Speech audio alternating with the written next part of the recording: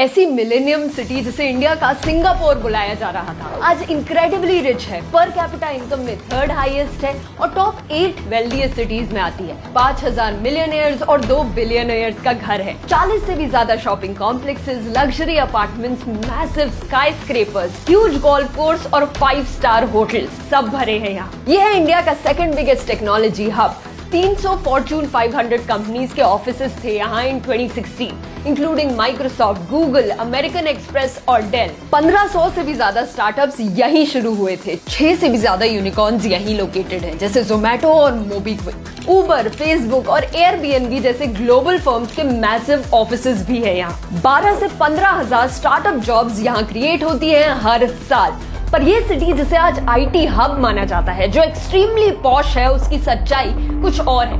कई सारे massive issues हैं जो ये सिटी फेस करती है। इतना कि आज आर्किटेक्चरल कॉलेजेस में गुरुग्राम को एक केस स्टडी की तरह पढ़ाया जाता है for how not to build a city. इस वीडियो के 2 पार्ट्स होंगे, प्रॉब्लम्स और उनके सॉल्यूशंस। पहले प्रॉब्लम्स पर नजर डालते हैं, जो कि काफी सारी है। ट्रांसपोर्ट और कनेक्टिविटी एक मेजर इशू है यहाँ। 24 मीटर रोड्स बनाने का प्लान था, but most of them have not been completed. 9000 crore का द्वारका एक्सप्रेसवे 2006 में प्लान हुआ था गुरुग्राम और द्वारका को कनेक्ट करने के लिए, but this expressway is running behind schedule by a decade. जो रोड्स बनी है उनकी मेंटेनेंस भी एक मैसिव इशू है।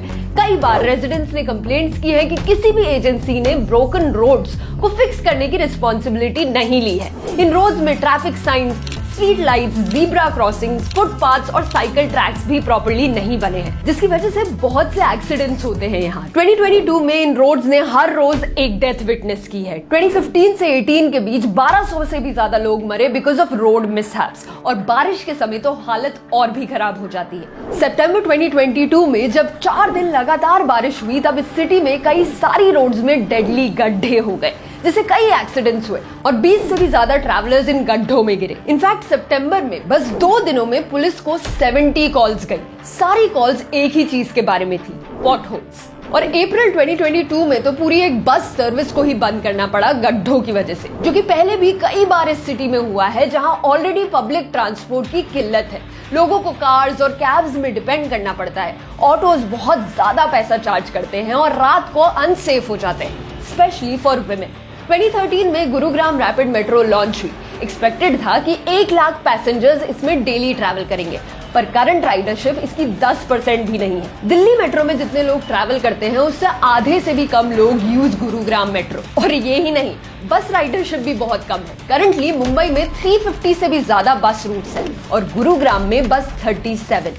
वाटर एक और ऐसी बेसिक नेसेसिटी जो इस सिटी में प्रॉपर्ली अवेलेबल नहीं है। 2014 में 1/3 लोगों के पास पाइप्ड वाटर नहीं था, जहां था वहां सप्लाई प्रॉपर नहीं थी। इस साल कई ऐसे अकाउंट सामने आए जो बताते हैं कि इस सिटी में पानी की बहुत बड़ी शॉर्टेज है। मई में तो कई लोकेलिटीज में 3 दिनों तक पानी नहीं था। इस शॉर्टेज की वजह से 70% residents have to depend on ground water, जिसकी वजह से यहाँ ग्राउंड वाटर बहुत तेजी से कम हो रहा है। रेन वाटर से रिप्लेनिश नहीं हो पा रहा है। गुरुग्राम के नेबर फरीदाबाद में ग्राउंड वाटर एक्सट्रैक्शन 75% पर है, मेवात में 85% पर गुरुग्राम में इट्स एट अ मैसिव 300%। इस प्रॉब्लम की वजह से कई डेवलपर्स रेजिडेंट्स के घरों में टैंकर्स प्रोवाइड करते हैं, जो सुनाई तो अच्छा देता है पर अफोर्डेबल बिल्कुल भी नहीं है। एक टैंकर की कॉस्ट 1600 रुपीज तक पहुंच जाती है। पीएनजी पाइपलाइंस की भी कमी है यहाँ। पावर डीजल जनरेटर से सप्लाई की जाती है। 2 स्टेट ओन्ड प्लांट्स, एक यमुनानगर में और एक हिसार में, गुरुग्राम के लिए पावर प्रोड्यूस करते हैं। पर प्रॉब्लम यह है कि इलेक्ट्रिसिटी का मैसिव चंक इंडस्ट्रीज ही कंज्यूम कर लेती है। लोगों के लिए कुछ बचता ही नहीं है। गुरुग्राम में इंडस्ट्रीज